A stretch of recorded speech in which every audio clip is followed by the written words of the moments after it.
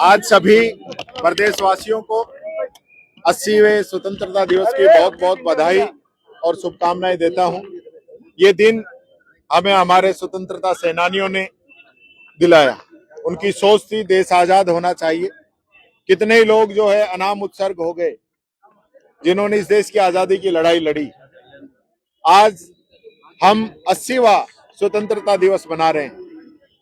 इन 80 वर्षों में इस देश ने खूब तरक्की की, खूब आगे बढ़ा। लेकिन पिछले 12 वर्षों से मैं कहना चाहूंगा, सरकार की मुख्य उपलब्धि वोट चोरी, ईवीएम से छेड़छाड़, संविधान से छेड़छाड़, संविधान को कमजोर करना, संवैधानिक जो संस्थाएं हैं उनका दुरुपयोग करना, ईडी, इनकम टैक्स, सीबीआई, इनको अपने पंजे में, अपनी गिरफ्त में रखना और विपक्षी नेताओं पे कार्रवाई करना, यही सरकार का मुख्य काम रह गया। और आपने देखा होगा पिछले 12 सालों की बात करें तो ये सरकार युवाओं के मुद्दों पे बात नहीं करती है, छात्रों के मुद्दे पे बात नहीं करती है, किसान के मुद्दे पे बात नहीं करती है, गरीब मजदूर के मुद्दे पे बात नहीं करती है। बात करती है जाति, धर्म और संप्रदाय के नाम पे अलग अलग इवेंट किए जाते हैं और देश की जनता को गुमराह करने का काम किया जाता है।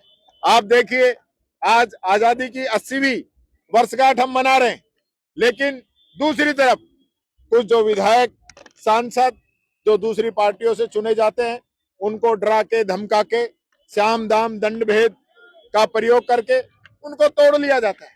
जनता वोट किसी को देती है और वो वोट लेने के बाद वो वोट किसी को देते हैं। ये देश के अंदर चल क्या रहा है? लोकसभा और राज्यसभा के अंदर सरकारें जवाबदेही से बचती हैं। विपक्ष जो क्वेश्चन उठाता है उसका जवाब देने की बजाय गतिरोध जारी रखना ज्यादा अच्छा समझते हैं। और आपने देखा होगा लोकसभा और राज्यसभा हंगामे के साथ निपट गई। किसी ने कोई जिम्मेदारी नहीं निभाई। न अमित शाह जी आए, न उन्होंने ये बताया कि पैलेट गन किसने चलाई। छोटा सा क्वेश्चन, छोटा सा, कि पैलेट गन किसने चलाई, किसके आदेश पे चलाई, इसका जवाब पूरी सरकार नहीं दे पाई। तो आप समझ सकते हैं देश के अंदर आज लोकतंत्र खतरे में।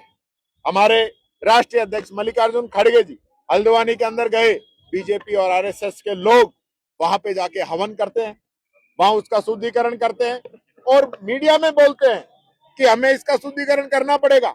एक दलित यहाँ पे आ गया और दूसरी तरफ रविदास जी की यात्रा निकाल रहे हैं, रथ चल रहे हैं, गांवों के अंदर जा रहे हैं। क्यों नाटक करते हो?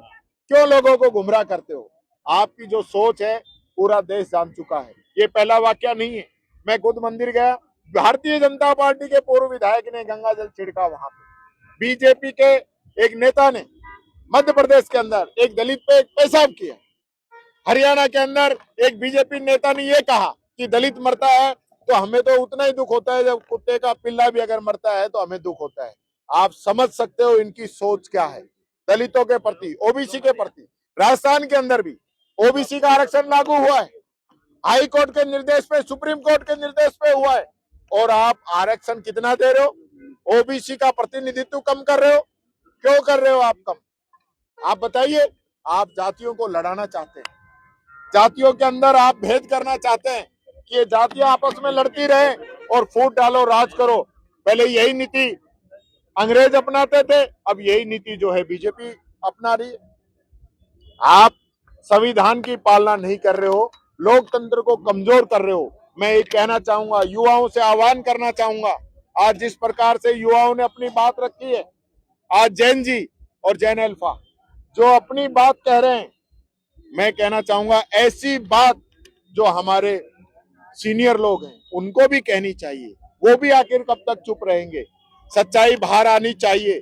आज जो लोग संविधान को नहीं मान रहे हैं और सिर्फ जिनकी प्राथमिकता सत्ता ही प्राप्त करना है, जो सत्ता में ही रहना चाहते हैं, उनको सत्ता से उतारने की जरूरत है।